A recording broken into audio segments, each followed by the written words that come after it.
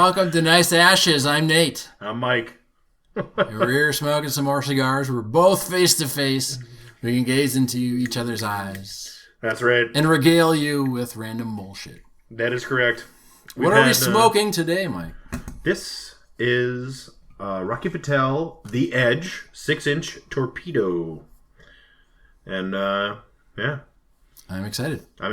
We also have a Fumas version of the cigar we will smoke at a later date. To see whether the Fumas are as good as the real deal. Yeah. Or at least comparable. Yes. Oh, what's the difference between Fuma and the Edge? Well, the Edge is a premium hand-rolled cigar, and Fumas are created from the cuttings from these cigars, wrapped in a leaf. So there you go. The tobacco won't be a long roll; it'll be a short roll. Okay. Perfect. Come on. Let's light it up.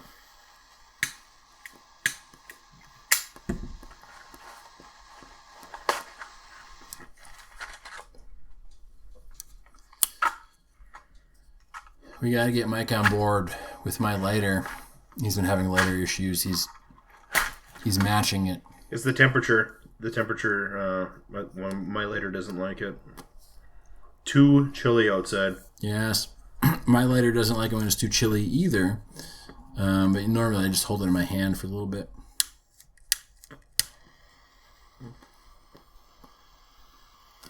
Also what I told my high school girlfriend.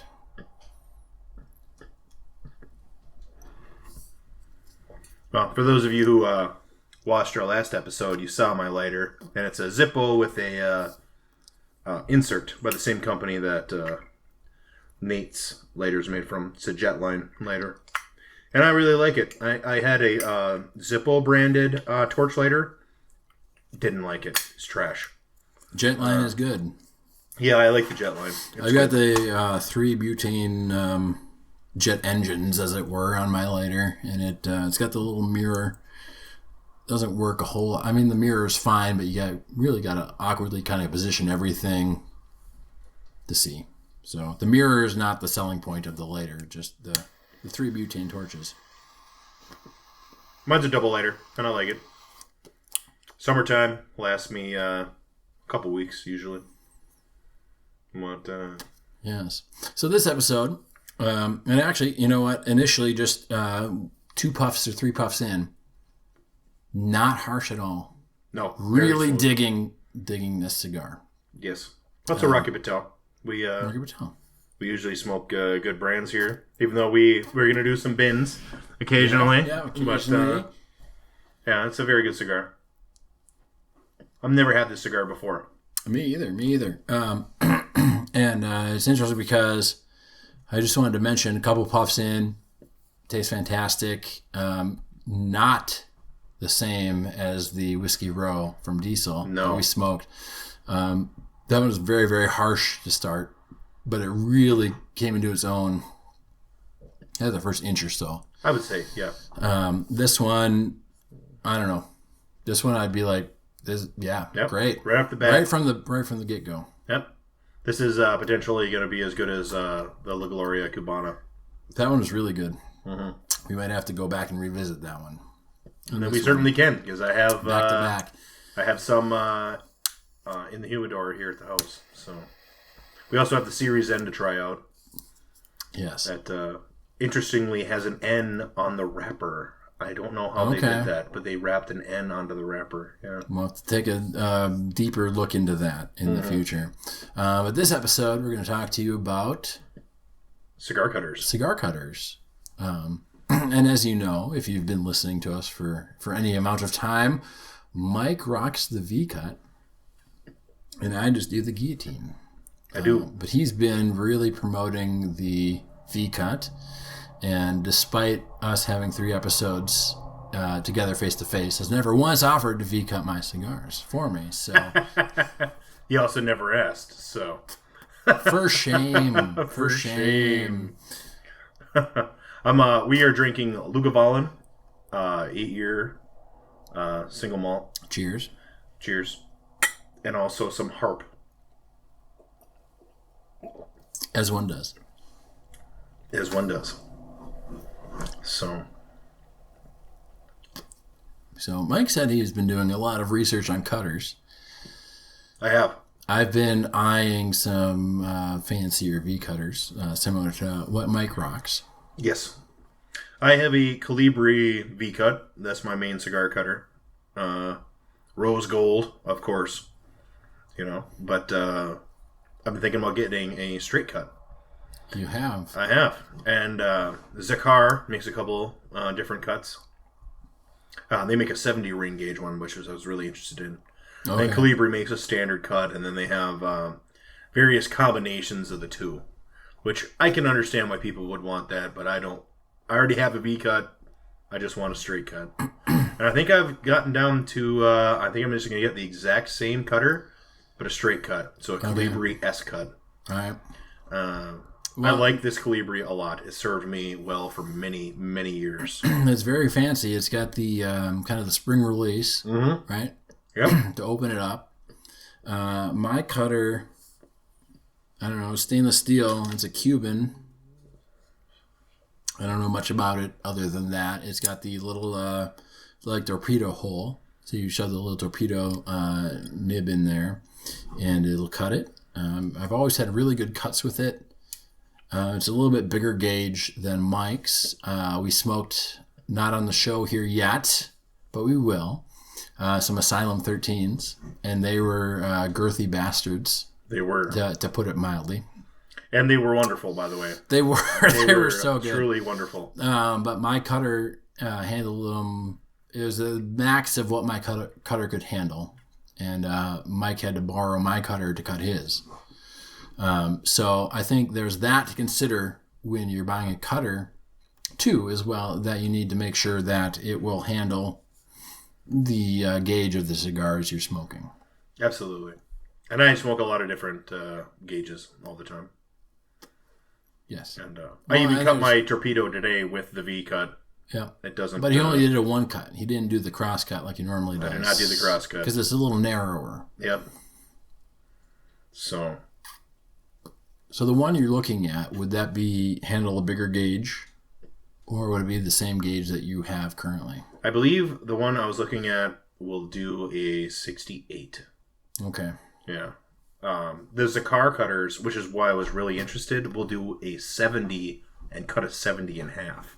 Okay. But I've been doing the online review thing, of course. Yes, as one must. As one must. And people don't seem to think that the steel they use on the Zakar cutters is up to snuff. Mm. And when I first started smoking cigars when I was 18, Calibri was the company. You wanted a Calibri lighter. You wanted a Calibri cutter. Yeah.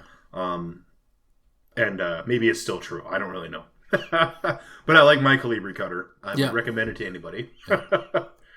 In rose gold. Or whatever your preferred metal. Mine's rose gold because rose gold was the cheapest when I bought it at the time. You mean because it looks the best? Yeah, on you now. Yeah, exactly. When you go to your high up social events. Mm-hmm.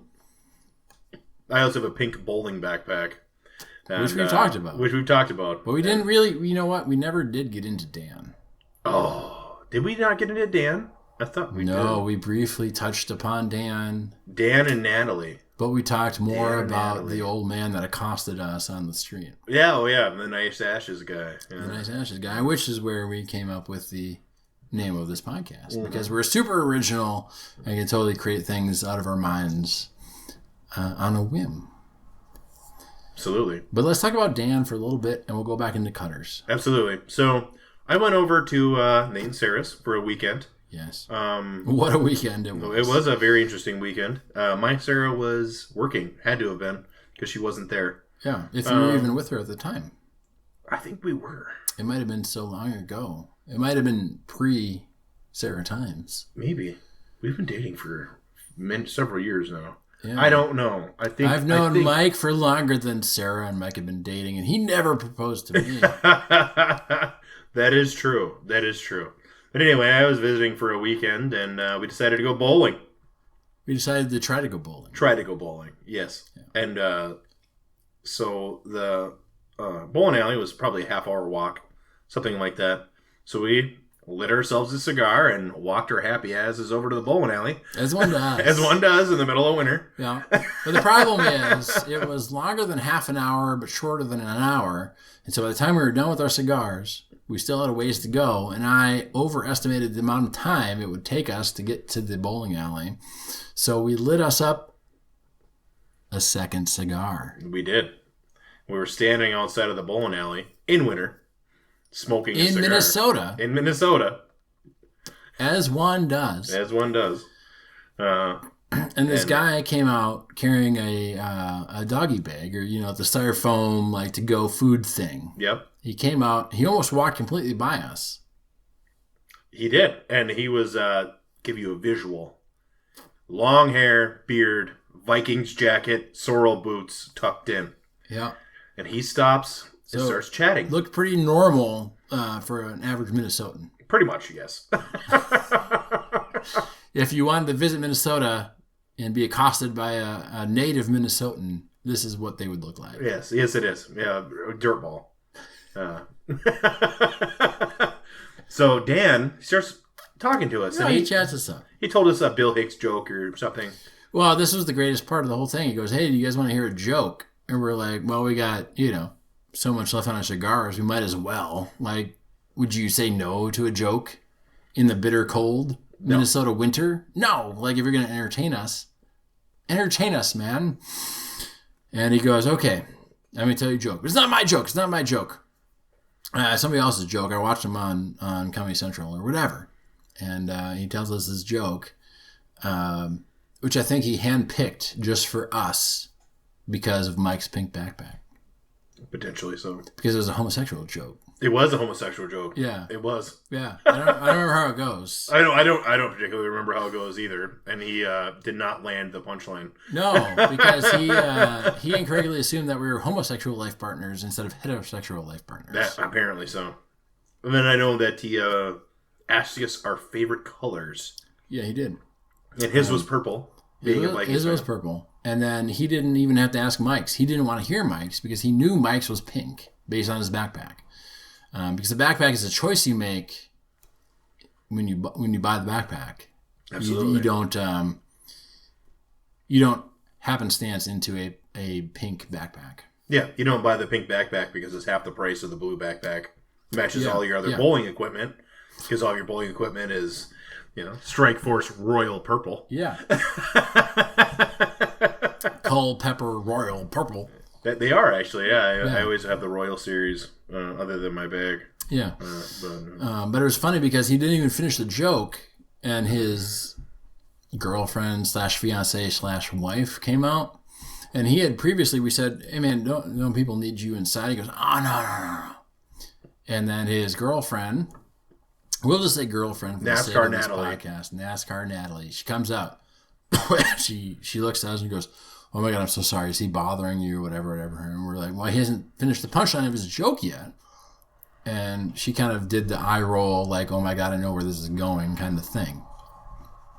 And she like chastised him in front of us.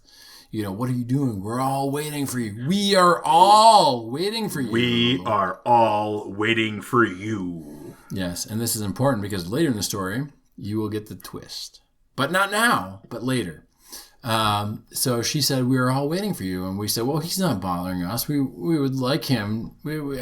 He wasn't obnoxious. So it was enjoyable. We were having a good time. We were having a good time. And we were feeling no pain. This was our first Natalie encounter. Yes. And so we were more inclined to humor Dan than we were to humor Natalie. Mostly because he had already told 3/4 of the joke, and we just wanted to know what it was. We knew it wasn't going to be like the most earth-shattering epic thing that we've ever heard, but we still had enough cigar left that we were inclined to hear the end of the joke. And so we said, oh no, he's not bothering us, and he hasn't delivered the punchline yet, so give him some time. And she begrudgingly agreed. And it was some kind of homosexual thing. It was, he was trying to make fun of us for being homosexuals. Yes. Which really wouldn't bother me at all. Because, no, Nate being a married man at the time, and me being, I'm guessing I was in a committed relationship. I don't remember. We don't know. We don't talk about that stuff because you know what? Mike is an attractive man in his own right. Well, thank you. Anyone would be lucky to consider him the object of your affection. And it doesn't matter. I don't care if you're gay, straight, or pansexual, or interdimensional sexual. It doesn't matter. You'd be very lucky to consider him an object of your affection, or vice versa. Well, thank you, Nate. Yes. We're all about love here. Yes, peace and love. Nice ashes. No, peace and love. And blessings to you and yours. Yes. Anyway, so he finishes his lame ass joke.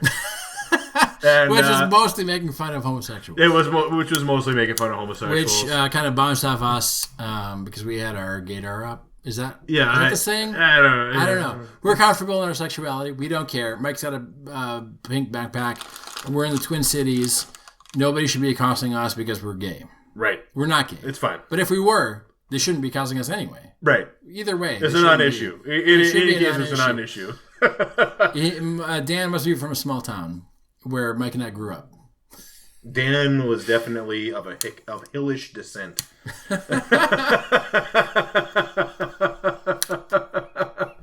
And NASCAR Natalie.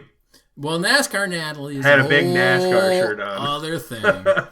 Because here's the twist of the whole plot. He was running the leftover food, nachos, which would be soggy the next day, out of the car. And she stomped back in. She stomped. She was angry. She literally stomped back in because she was mad that Dan made friends. Whether they were homosexual or heterosexual, she didn't care. She did not care. That was the whole point of the whole interaction. She didn't care if they were gay or not gay. She was mad that Dan was outside not being with her. Yes. She was mad that Dan was talking to anybody other than her. And we invented this whole backstory for Natalie, and we'll get into that in a second. But we go back in, and Mike was partaking in a no alcohol challenge, which is a terrible idea. If you ever get the opportunity to participate in a no alcohol challenge, you just pass. Yeah. And I was drinking NA beer, so I was not imbibing. I think Nate possibly was. I was very much imbibing. Yes. It was the Heineken 0-0. I did have That's what she was. 0-0. That's what Mike was drinking. Yeah. And I tried some, and it tasted just like beer, except they didn't give you the good beer feeling. It was fine. Like if you want to drink something that tastes like beer, that's not O'Doul's. Hallelujah. I have Lagunitas IHOPs too. Okay. It's very good actually. Yeah. It doesn't really taste like beer though.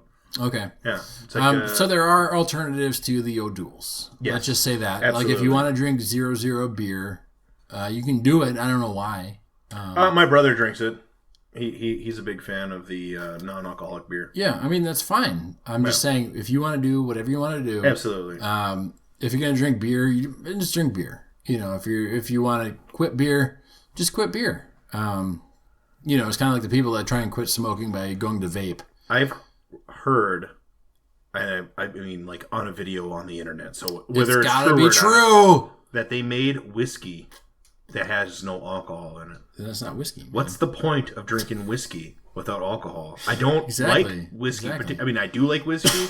I love whiskey. The majority of the reason why I'm drinking whiskey is because it makes my feels go off. Yeah, well, it's not whiskey. Because I want to drink Lugavulin straight out of a glass. Yeah. Well, it's the same. You know what? The Impossible Burger.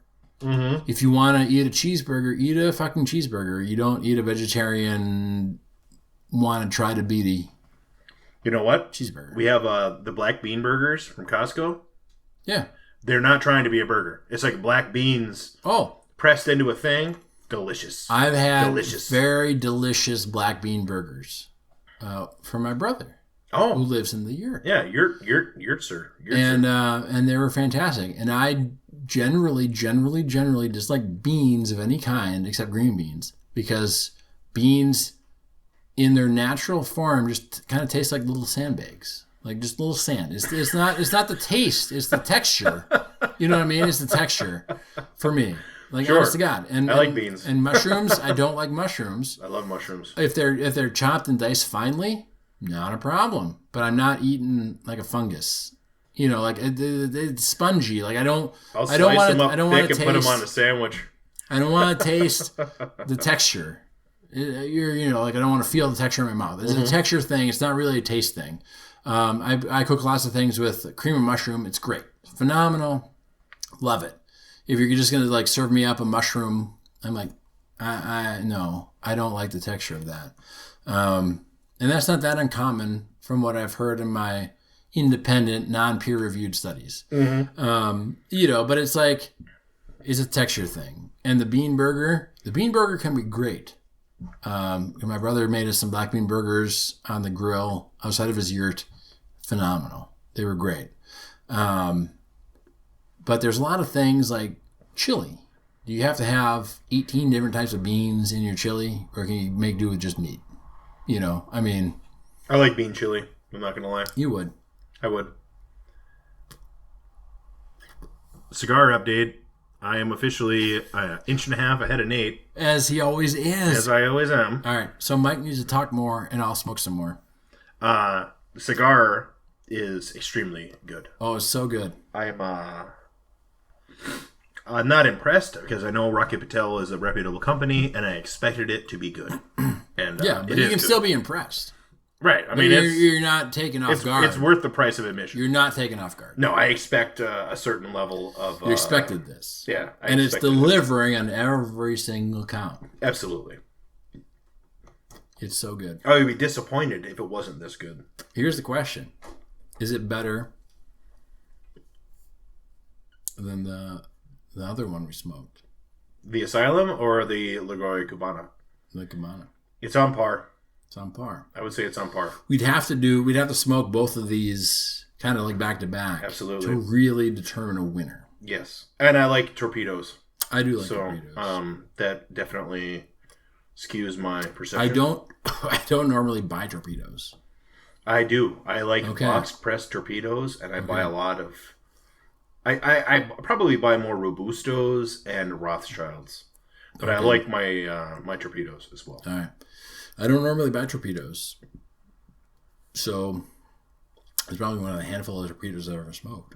Oh, really? See, I like torpedoes. I don't know what it is, but there's something magical about it. It's a good smoke. Right. Yeah, exactly. Who gives a shit? It's kind of like the Kentucky Cheroot. I like them, so exactly. I don't have to think a whole lot about it. So anyway, back to Dan. Yes, so Dan tells us this homophobic joke and then goes back inside. Yes. And we finish our cigar. And we go inside, try and get a lane. Yes. This is the whole thing. We put our names on a waiting list. Mike, he's not drinking. So he gets the Heine 00. And I get something that's not 00. He gets some beer. And we're sitting there on the lane. And we happen to look over. And who do you think we see? You guessed Dan and Natalie, you're correct. And it was only Dan and Natalie on the lane. There was nobody waiting for them. On a pair of lanes. They had two bowling lanes. Natalie said, we are all waiting for you. But the we was only her.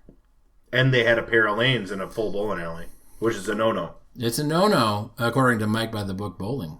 Well, Mike by the Book Bowling says that unless you're a league bowler at that house, you don't get pairs. You get single lanes. And even Nate by the Not the Book Bowler, who just wants people to have fun bowling, would say if you're two people and you have two lanes, that's one lane too many. Absolutely. Seriously, think about it. You're bowling against each other, just bowl on one lane. You can't possibly play more than one game together. I mean, you can, but it's a fucking full house. We're sitting there. We're waiting for a lane. We waited 45 minutes. We never actually bowled that night because of Natalie and Dan. Well, not particularly Natalie and Dan, but not Dan, but for sure Natalie. Well, NASCAR Natalie. So she had a Dale Earnhardt shirt on, didn't she? She had something on. And so we decided that she forced Dan to watch NASCAR with her at home. And she kind of had him pussy whipped. She definitely had him pussy whipped. Had him something whipped. She definitely had him pussy whipped. Because the way she was talking to him, not okay. Yeah. She was being nasty. And you know what? This is not a sexual or gender thing. This is a mutual respect for human beings thing. Okay? Right. You have to have respect for your partner. We don't care who your partner is. I mean, we care. We love your partner. Your partner's great. But the thing is, you need to also respect your partner. And talk them up. There's so much of this talking down to your partner. They're terrible, and things like that. And you go to your girl groups, your boy groups. It's really not gender specific, but I swear to you that there are men groups that they go and they talk shit about their wives, and there are female groups where they go and they talk shit about their husbands. And I don't think that that's okay. I know that they exist. I've never been a part of one. I've not been a part of one either, but I think in some situations, that's okay, because if you're in an abusive relationship and that's the only outlet you have, that's one thing. But if you're in a situation, a relationship where, generally you bring your concerns to your partner and they will hear you, they will listen to you, and then they will try to work on that. That's not an okay thing to go back and say, well, I talked to him 2 minutes ago and he hasn't made any changes. You're supposed to be in your partner's corner. Right. Well, even if you know that they're wrong, sometimes. We've talked at length about this outside of the podcast. Yeah. A lot of people never develop a normal adult relationship with their partner. Or with their parents, or with their siblings. Yeah. And it's sad.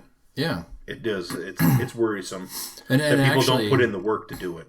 This is interesting, and I'll bring this up here because either the people I'm talking about aren't listening, or they need the wake up call, or I'm a racist, misogynistic asshole who doesn't care. Well, that's true. You can decide. 100%. You can decide. You're a misogynist. Yes. I like massages. You're not wrong. A massage enthusiast.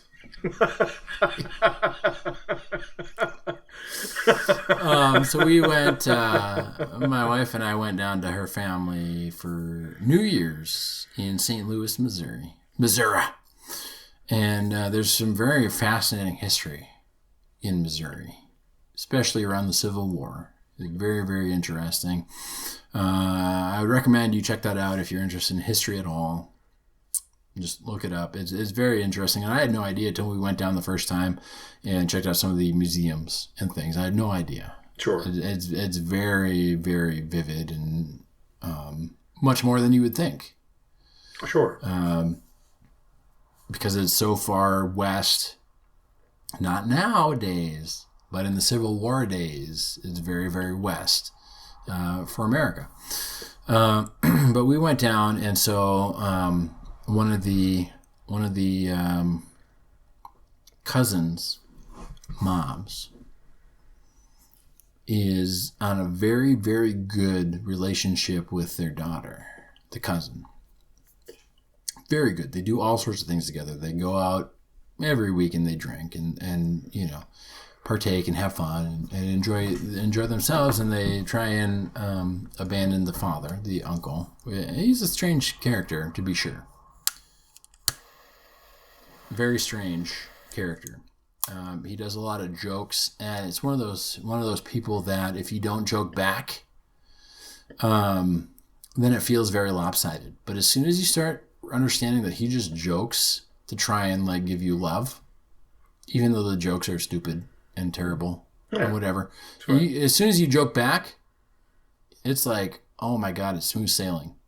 We had a cousin night out this past summer, and one of the cousins was like, oh yeah, that guy, you just joke back with him and it's all fine. And so I tried it because I'm not one to shy away from advice. Sure. It was the most amazing thing ever. It was so good. He came over to our house and he was like, oh yeah, all these pots and pans you have hanging, does Sarah ever hit you with those?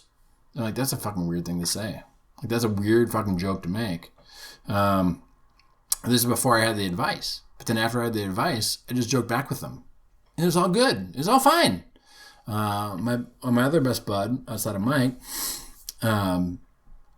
we'd always shout slurs to each other out the parking lot window because we had apartments next to each other. That's how we got to know each other. I was playing Galaxy Quest. He heard the engine hum through the wall. He knocked on my door and he goes, "Are you watching Galaxy Quest?" And I said, "How did you know?" He goes, "Well, the engine hum wasn't Star Wars or Star Trek." So this is a guy you need to know. Like if he can tell the engine hum through the wall. It's an interesting character for sure. For sure. And we would always, I would come back from work and he'd be like, "It's a homo." He'd just shout out the window. And then whenever I saw him come back, I'd shout something similar out the window to him. But it was a mark of love. It wasn't a mark of, we're hazing each other or getting on each other's nerves kind of thing. It was just, Hazing is a ritual. Hazing gets a bad rap in our modern society, and I will defend hazing. To an extent. People should be hazed. They should be hazed. But obviously they take these crazy instances where these kids usually just take it way too far and like hurt other people. That's what I mean. An extent. Yeah, There's an extent. Don't physically hurt anybody, but you should be hazed. I was hazed when I came into the Union Brotherhood. Yeah, it's a rite of passage. It's a rite of passage, right? Like you earn your spot. Yeah. And get your respect. You know? Or get your really cool nickname for the rest of your life. Well, I mean, like for a job like mine, when you're an apprentice, you're treated like shit. That's the point. Well, as an intern, you're treated like shit anyway. Right. Well, intern, Doesn't apprentice, matter. it's similar. It's similar. Yeah. Very similar. And I did a 5-year-long apprenticeship, and the first 3 years, you're treated bad. Like, real bad. They want you to quit. You mean real bad isn't like not good? Yeah. Like, 100 people turn into 20 people. That's how bad it is. They want to make it difficult. Because at the end of that path, now you're making $120,000 a year. Yeah. And you have respect from your coworkers because you made it through the gauntlet. Yeah. And that's the whole point of the ritual.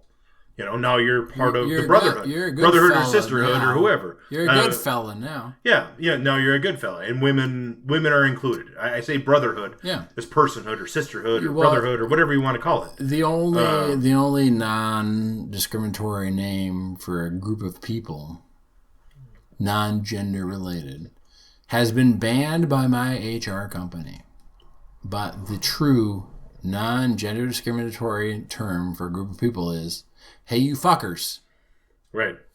Okay. Well, I mean, we called it the brotherhood back in the day. Ha ha ha. Now it's the fuckerhood. Well, the sisterhood too. I had many female apprentices. Yeah. And I tried to haze them and teach them how to do their fucking job.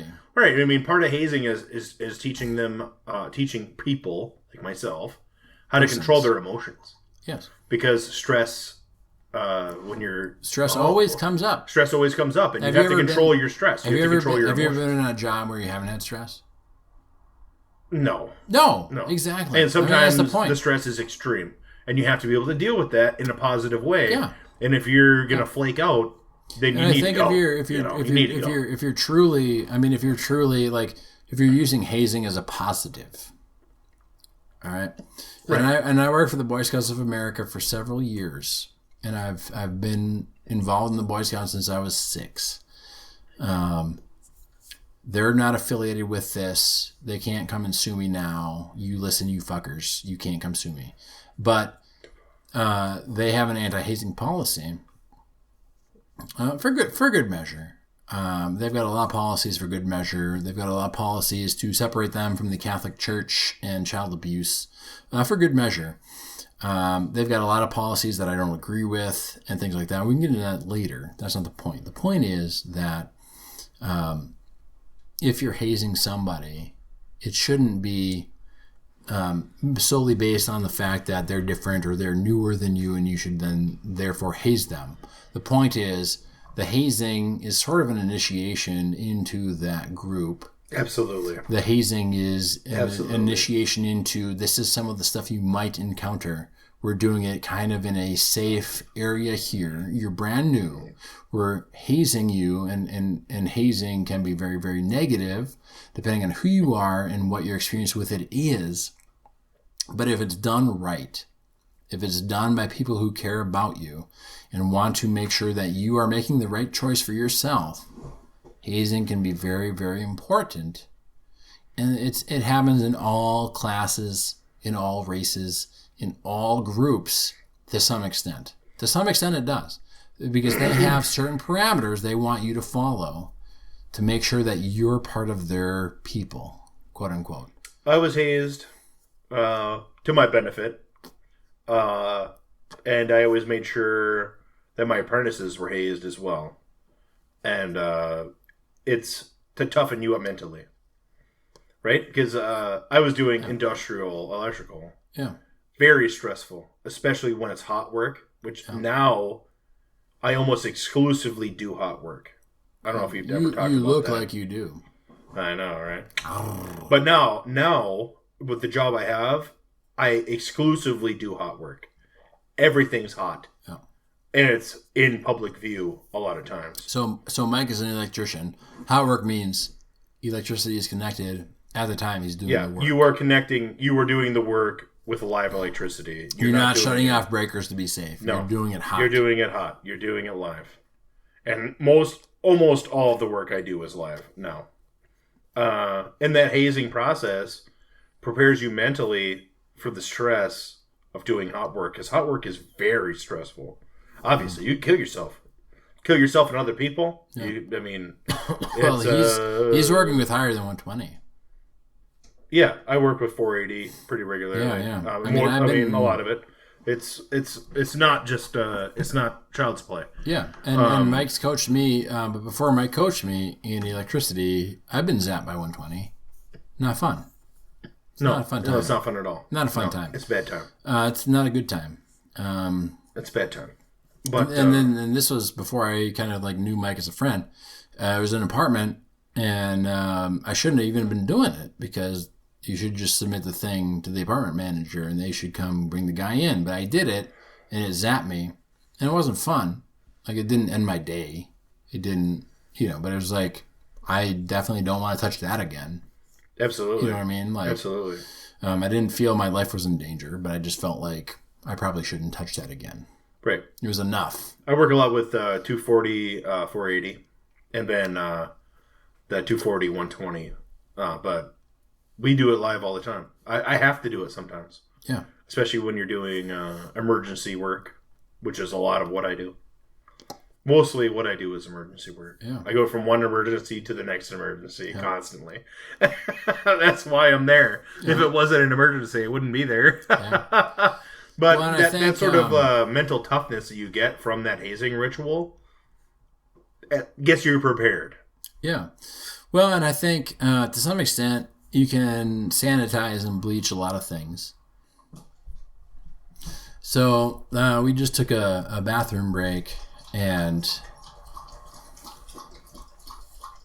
Mike's range off the patio was a little bit greater than mine, and I didn't want to be like emasculated by that. But maybe he was storing up more than I was. What do you think? I think I'm more used to it, man. I live here. You're used to the cold. I was in the pool. As George Costanza would say. Now we have our third co-host here. She's back. To join us. She back. She has no deer legs or turkey carcasses. No, she does not. Yet. No, she does not. The night is young, so she might yet. Yes, maybe she will. Come on. So, we went back and we saw Dan. And it was just Dan and his Natalie, Natalie. And NASCAR Natalie. They had 2 lanes.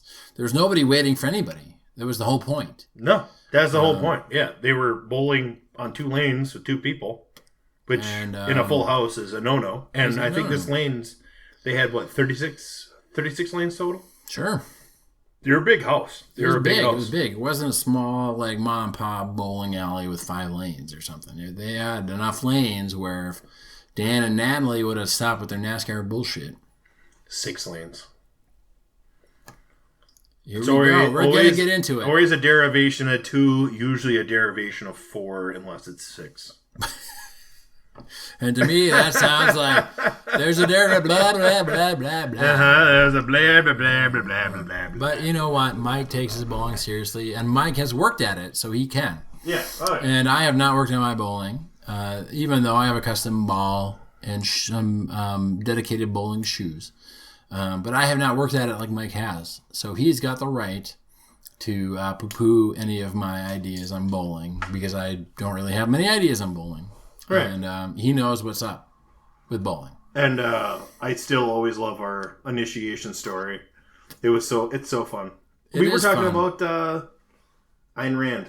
We were talking about Ayn Rand. And this might be a good time to talk back about it.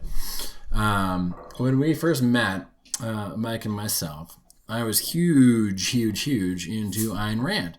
And I had gotten huge into Ayn Rand kind of in the middle of college. I discovered her writings. And Atlas Shrugged is a behemoth of a book. I shit you not. Like, if you're going to read a behemoth of a book, but when I had read it previously, and then I went to London in 2007, and I read it on the plane and back. So I read it again, and it's a massive book, just massive. And why I brought that in my backpack, I have no fucking idea. But I read it again, and I really enjoyed it. And I enjoy the book, and I enjoy the general thing. But Ayn Rand is very, very black and white. And initially, that's why I started deviating from Ayn Rand's philosophy. And I guess the cool thing about Ayn Rand's philosophy is she passed it on to somebody who I think was a much more of a lesser scholar in it than her. Much more of a lesser. Yes, and that's how Ayn Rand taught me to speak. Yes, I'm just kidding. And that is why we are not professionals. But it was a lesser, So she passed her life's work on to a lesser, and then he had all of these audio snippets of explaining modern things. So she was huge in the 50s, I think. Yeah, well, she was very focused on in anti-communism. The 80s or 90s. Yeah, I don't know. She was huge on anti-communism. But she passed it along to this man. I can't remember his name. It's not important. I swear to you, it's not important what this man's name was. But she passed it on to him, and then he went and did all of these little audio things on questions like, well, how does objectivism fit with transsexuals? And he would do a whole audio thing on how objectivism fit with that, because objectivism is very, very black and white. It was, if you know what's right is good. And if you're anything less than what's fully, completely, 100% right, you're bad. And that's what it was. And so a lot of his things were, a very black and white look at everything. And this was from people that never experienced a lot of this stuff. Like, if you're transgender and you want to transition, Ayn Rand never wanted to transition. Her successor never wanted to transition. Ayn Rand probably never thought about that subject ever, not even once. No, it's something that it's a very modern, recent. Yeah, we talk about it a lot now. And maybe it should have been more talked about in the past. I'll come out now and say people who transition have a lot of intestinal fortitude. Especially 20 years ago. Well, and for lack of a better phrase, and not to assume gender or anything, but that's a lot of big dick energy. Big dick energy for sure, bro. It doesn't matter what gender you are, but big dick energy. Yeah. I'm here, I am me, and I am proud of it. Yeah. If you meet a transgendered woman, that's probably a person that has a lot of strength mentally and fortitude and moral uprightness. Yes. As far as their situation is concerned. Yes.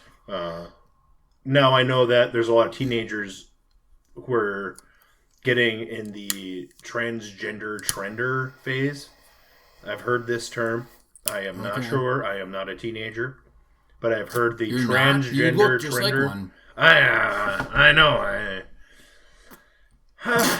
My skin is smooth and my heart is young. But yes, and your semen is virile. Well, obviously, as one must. Yeah, like any other teenager, I'm worried about cutting the hedgerow to the driveway leading up to the property and making sure that all the plowing in the winter, plowing in the winter, and making sure all the crab apples are trimmed up and nice, and all the cedars have their little baskets. Every teenager's world. Every teenager's world, yeah. And I'm worried about the willow tree, and I have to cut off one of the branches and put some spice. And on also, which cigar are we smoking? Yeah. As most teenagers, naughty teenagers, like Mike and myself, often think.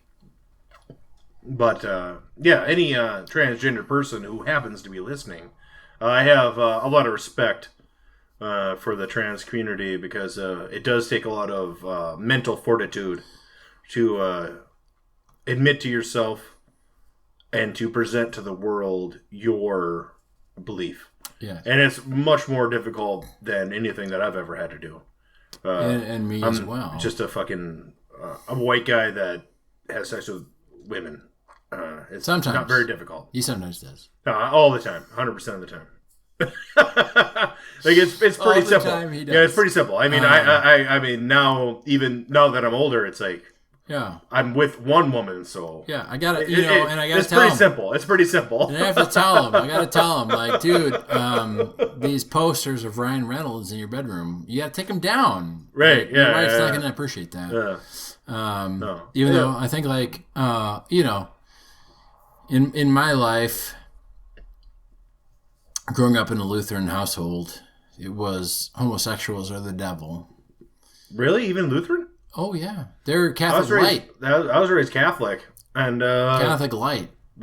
I don't remember ever hearing homosexuals of the devil, but we were cafeteria Catholic, of course. Yeah, as most people are, but it was homosexuals are the devil. My pastor, who everybody loved, was caught banging the church secretary, and then he had to get a divorce, and his daughter was in my grade in school. And Interesting. It was very, very awkward. The whole situation. And I think, I don't know, because I was so young. Like, I don't know how she handled it, as the daughter. And I don't know how everybody else handled it. Sure. Because that was middle school. And then high school, I moved somewhere else. And it was different. Right. We had a lot of third way priests here. Yeah. Which, for the listeners who do not know about the Catholic faith, there is it's not acknowledged, but there is a quote-unquote movement of third-way Catholic priests, and these priests have girlfriends, and they're typically nuns. And they get shunned out into the hinterlands, which is where we are here. And that actually, they're loved here. The third-way priests are truly appreciated out here, because we don't accept child rape, and we don't accept priests doing naughty things. Yeah. And people who are Catholic here aren't really devoted to choir boys. Yeah, they're not devoted to like the Catholic dogma. It's more of a social club, and the priest should be happy. That's a priest is a member of the community. And we want the priest to be happy. Yeah. And if the priest has a girlfriend that he's devoted to, good on them. Well, and we're Catholics. And I'm not sure. I'm not sure where in the Bible it says priests have to be celibate. Well, that was created in the 1200s because the church didn't want to divide up property. Because I'm not back sure in those days, where in the Bible. Well, okay, in the Bible, yeah. Where is that? I'm not going to get into the history of the Catholic Church, I guess. Let's do it. Well, in the history of the Catholic Church, the Catholics didn't want the priests to be able to divide up church land. And fair enough, but where in the Bible does it say that? I don't know. What's the Bible have to do with Christianity? Exactly. And most Christians these days don't give two fucks about the Bible. and they wouldn't care. What's the man Jesus have to do with the fucking Christian church? Yeah, what does the Middle Eastern skinned Jesus have to do with anything? It's white Jesus we care about, and white Jesus loves guns and bacon and fucking off liberals. No, capitalism. Yeah, white Jesus loves capitalism. Well, why wouldn't he? He's white Jesus. He's white Jesus. For fuck's sake. For a dissertation, not a dissertation, but... All right, stay tuned for the next 3 hours as Mike launches into his dissertation on Catholicism. No. For my final paper for a class that was a dissertation... I talked about... There's a fancy way of saying this dissertation is not a dissertation, but it truly is. Yeah, but it truly is. A dissertation. So I talked about American Jesus. Yes. And there's a book called In His Steps. And In His Steps is called where What Would Jesus Do? Remember all the WWJD bracelets? Yes, the bracelets. So I went into that book because it was one book that caused all that What Would Jesus Do nonsense. Yeah. And the moral story of the book was Jesus a socialist or was Jesus a capitalist? Yeah. It was written in the very late 1800s, like 1899 or 1898, something like that. I've got a book called Misquoting Jesus, but that's a different thing. You do you. So, anyway, the sum total of the book was that, Jesus was a socialist, but the socialists that are around now are not Jesus-like figures. Yeah, they're not the same. No. And rightly so. Well, why should they be? And why should they be? Exactly. And you can be I'm a fan of the man Jesus, even though I'm not a believer of the man Jesus. Yeah. You talked about your atheism. Yes. I am a Unitarian, firmly on the Unitarian side. Yeah, and most of, incidentally, most of the Founding Fathers were firmly Unitarians. Absolutely. Even though a lot of naysayers will say that they were all Protestants and believers in Christ, and they will tell you that if you don't believe in Christ, you're not American. No, they were mostly Unitarians. They were mostly Unitarians. Mostly Unitarians. Yeah. And actually, John Adams, my favorite founding father, believed that Unitarianism would overtake the United States intellectually. Yes. Well, and Thomas Jefferson wrote his own Bible, where he took all the miracles out of the New Testament. Right. And it's the Thomas Jefferson Bible. You can go and you can read it. Yeah. He believed in the moral principles of Jesus. He didn't believe in the fantastical miracles Jesus performed. Sure. Which is it's an important distinction, I think. I love the man Jesus. Yeah. It's he's an interesting philosopher. Very interesting. Especially for his time. And, if, in fact, he existed. And there's arguments about that. There's a huge debate, yay or nay. But I think if you do read the Bible, or have read the Bible, regardless of whether or not you believe in it, and this is true of most philosophies, there are very, very good things to take out of all philosophies. At least one good thing out of every philosophy. And you need to remember that because I was huge into objectivism. And I would say if you want to get into objectivism, I would say don't do it. It's all black and white. I think that... And they try and radicalize you against people that don't see exactly eye to eye. This is a great point. I think that the reason that you and I hated each other when we first met was because you were so devoted to objectivist philosophy. There was that, and I also want to mention this, and this is very embarrassing for me to acknowledge and to admit. And I don't know if that Mike knows this. But I'm going to say this here for you, all the listeners, because we love you. And I have not heard this before. He probably has not heard this before, is if you Google Wikipedia, Brainerd diarrhea. Honest to God. Okay, so Mike already knows. I know. You told me about I'd never heard of Brainerd diarrhea. I'm sorry. So I want to clear the air here so that we are all on the same page.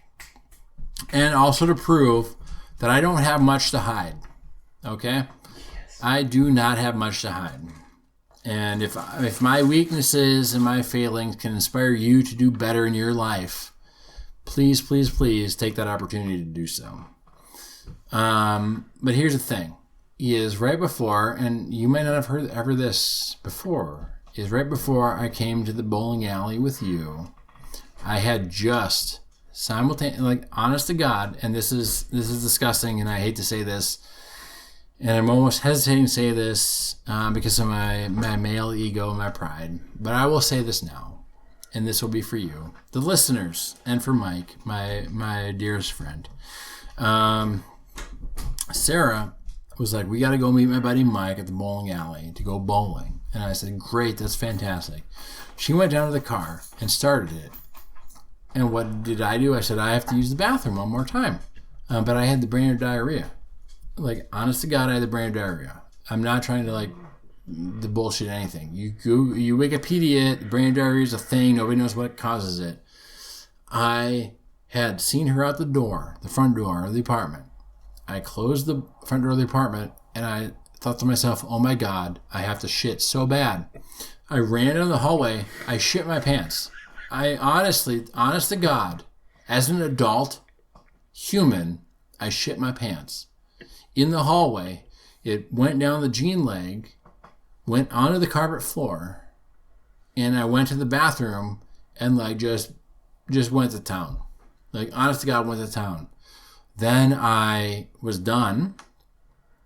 I put on new clothes. I cleaned up the hallway with the appropriate cleaning things.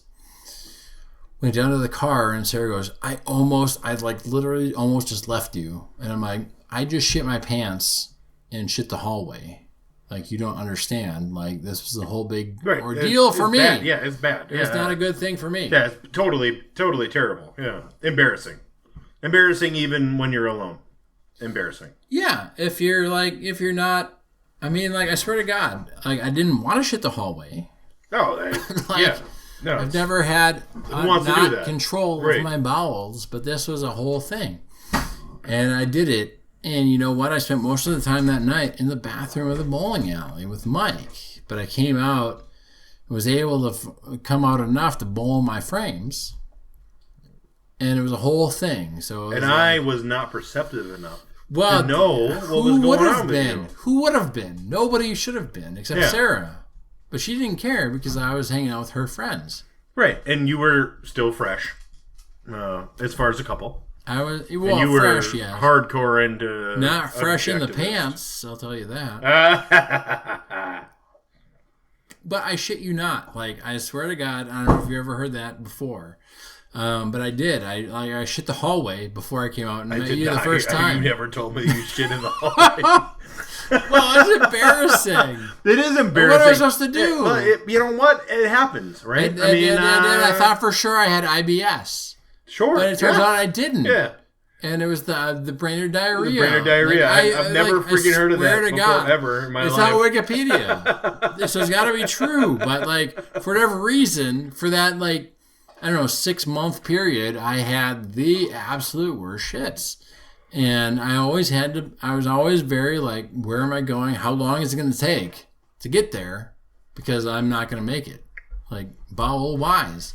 But that's since insane. Then, ever since that passed, it's been fine. I've been normal, just like anybody else. Sure. Well, you know, in your defense, after you left that town, now you're drinking well water, because there's well water here. Yeah. And there's well water at your in-laws. Well, and it was only the first couple months. Like, sure. Honestly, like after that initial bout passed, everything was fine. Sure. I wonder if it has to do with, because Brainerd fought against fluoride. But for a while, I was just like, I was shitting all the time. That's crazy. I know. Really? And I looked up Brainerd diarrhea, and Sarah was like, look up Brainerd diarrhea. And I'm like, all right. And she was meaning as a joke. No. It was legitimately what's happening to me. And I looked it up on Wikipedia, and it was exactly what was happening to me. And then after a couple of months, it was fine. And I was still there, and I was still drinking the same water I was. It was all fine. But that's why maybe I wasn't as open to buy the book Bowling Mike, right, as I would have been if I wouldn't have been shitting myself every 5 minutes. I will acknowledge that I'm sorry, high five. It's all good. High five, listeners. We're best buds now. We're best buds now. I will admit that in my mind space at that time. Yeah. I wasn't super open to Ayn Rand philosophy. Well, and at that time I was hugely into Ayn Rand. Yeah. But you know what Ayn Rand never accounted for? Brainerd diarrhea. Right. Yeah. And I was a lot bigger into like socialism and socialist philosophy at the time. And I'm not huge into socialism in not even now. Way. Not even now. And I was a lot more into it then. But I think the point is, I'm not huge into socialism, but what the actual fuck is going on with our healthcare? You know what I mean? Like, what the actual fuck is going on? It's a fact that if we had some sort of public healthcare, we'd be better off. And yes. I have a healthcare version plan, let's call it that. Of the Bible? Yeah, of the Bible. There's no reason why the government couldn't sponsor the healthcare I have, considering all extraneous factors. There's absolutely no reason. And all the healthcare that I had growing up, my dad and me, there's no reason why that sort of healthcare couldn't have been provided for everybody at all the time. It would cost next to nothing.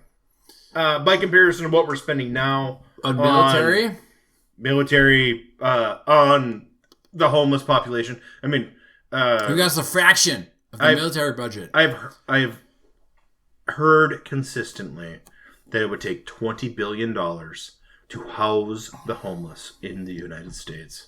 And you know what? It's better for everybody, no matter how you want to look at it. Is Elon Musk buying Twitter? Oh, yeah, exactly. Is Elon Musk buying Twitter? Instead of buying Twitter, why don't you just house the homeless? It's better for everybody. Homeless people are human beings. La, la, la, la, la. Well, they are. Homeless people on the street is bad. No matter what angle you look at it, it's positive for everyone. Also, with the healthcare debate... Are you saying homeless people on the street is positive for everybody? No, I'm saying that homeless on the street is bad for everybody. That's it's a positive to fucking get them off there. Well, yeah. You know? And it costs like pennies. There's multiple things. It costs $20 billion, apparently. Compared to these rich fucks that rule our country, is pennies. $20 billion is nothing. They just dropped that amount of money in Ukraine. More than that they dropped. Probably more. I mean, it's ridiculous. Why are there homeless people? And we're not pro-Russia. Give them housing. We're not pro-Russia by any means. But I'm not pro anybody other than pro me. Why wouldn't you help these people that need help? I'm a hyper-nationalist. These citizens that are our citizens, there are patriotic brothers and sisters and thems. Like, why wouldn't you support them? I'm a hyper-patriot. Why would you give Ukraine, and I understand opposing Putin. That's not what I'm saying. I'm saying is, why would we have bases still in Japan, who hasn't shown an aggressive bone in their body since 1940 whatever? Oh, the Japanese are murderous fuckers. They have to be. They're rightfully so. But they're not anymore. No, they were then and they are now. We are now too. We are just as everybody is, but we took the wind out of their sails. And you can like it or you can hate it. I don't care. But the fact is, they're not going to fuck with us anymore. Japan is not going to fuck with America anymore. Japan is now a member of the large nations or the modern nations. The in-power nations, quote unquote. As an equal member, which is what they wanted even then. Which is what they even wanted then. Yes. But you know who's not going to fuck with us? Japan. You know who's not going to fuck with us? Germany. We're on the same side. You know who is going to fuck with us? Russia and China. Those are the two. And North Korea to some extent. However the fuck they figure it out. But you know what? Most of those people aren't going to fuck with us. And the point is, we fucking showed them, I'm sorry, history, whatever, yada yada. We didn't mean to duke everybody, but we did. And fuck you. I mean, that's the point. We could have an episode about the nuclear bomb. I'm pro-nuclear bomb. I'm pro-nuclear bomb too because my grandpa was stationed off the coast of Okinawa. Sure. You know what? Japan, they've really owned up and they've become their own and they've made really great electronics. Japan had a fucking society independent of us and they flourished. And they flourished, yeah. that hard attitude that people had, my grandfather's age and your grandfather's age. For sure. He tried to instill that into me. And I have a part of that in me. There's a part but of I'm it. not as hard as they were. Not as hard as they were. No. My grandmother was as hard as cut steel. Yeah. She was hard as cut steel. Yes.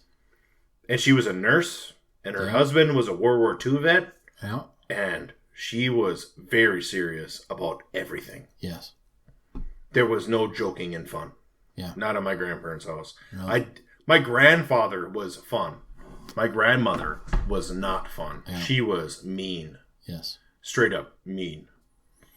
How is it that the war-torn veteran was the nice guy in that relationship? But it was true. The realism. It was true. It's a realism. It's a realism. I mean, they were together, and she was a nurse, and he was a guy, you know. And, yeah. You have the idealistic vision of war. But unless you're fighting the war... He loved talking about tanks and how to blow up tanks because he was a tanker. Yeah. But he never talked about any people that he killed. Yeah. And I know that he had a whole drawer of medals. Because he was there for the whole time. Well, that's the whole point you're fighting for your beliefs. My grandfather didn't fight for beliefs. I truly believe... So my grandfather hated Republicans to his dying day. Yeah. He felt that Hubert Humphrey was trying to kill him. Well, as he probably was. He did. He believed that he was trying to kill him. Yeah. He picked fruit. He lived through the Great Depression. Yeah. And when the war started, he signed up first year at 16. Yeah. And, he fought Germans. Yeah. And he killed lots of people. He's dead now, been dead now for 10 years, more than 10 years, 15 years, more than 20 years. He's been dead for 20 years. Oh. Scary that my grandfather's been dead for 20 years. Oh. But anyway, he had a whole box of medals killing people, because that's what he did. Yeah. And that's just what they did.